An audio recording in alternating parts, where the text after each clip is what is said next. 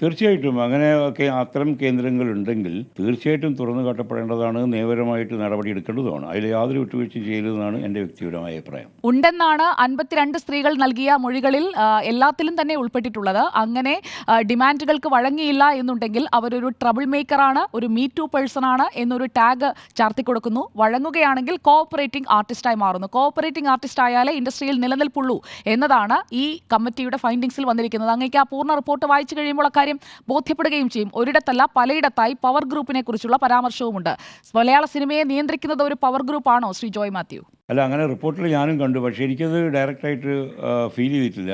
അങ്ങനെ ഒരു power group അങ്ങനെ ഇത്ര ലിമിറ്റഡ് ആയിട്ട് 15 ആൾ എന്നൊക്കെ പറയുന്ന രീതിയിൽ ലിമിറ്റുള്ള ഒരു ഗ്രൂപ്പായിട്ട് എനിക്ക് ഫീൽ ചെയ്തിട്ടില്ല. പവർ ഗ്രൂപ്പുകൾ ഉണ്ടാവും, സ്വാഭാവികമാണ്. അതിപ്പോൾ ഏത് ഇൻഡസ്ട്രി ആണെങ്കിലും പവർ ഗ്രൂപ്പുകൾ ഉണ്ടാവും, നമുക്കറിയാതെ. സിനിമയിലുണ്ടായിരിക്കാം, ഉണ്ട് എന്ന് തന്നെ എനിക്ക് തോന്നുന്നു. പക്ഷേ അത് എത്ര ആൾ എന്തെന്നൊന്നും എനിക്കറിയില്ല.